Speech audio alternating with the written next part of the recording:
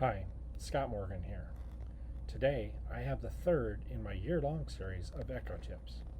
I see many echoes ordered to evaluate a dilated, ectatic, or aneurysmal ascending aorta.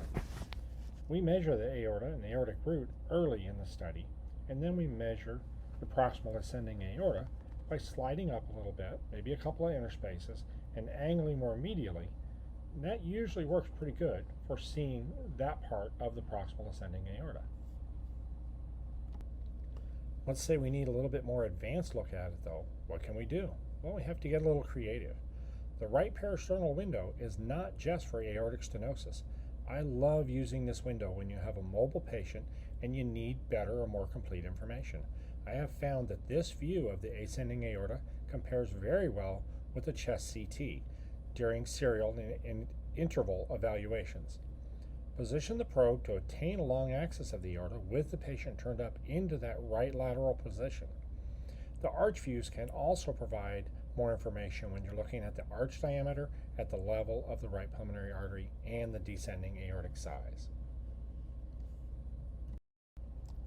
When you're doing a serial evaluation or an interval study, when you're reviewing that previous study, determine where the previous measurements were obtained and determine if it was measured correctly. It would also be great if you found that they had taken a blood pressure near the time of measurement and put that information actually on the loop.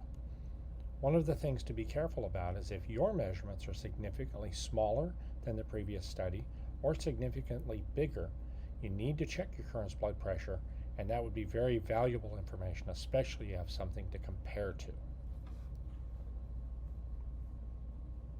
The ASE app does a great job of looking at the aortic sinus valsalva and ascending aortic index values, taking into account gender and body surface area.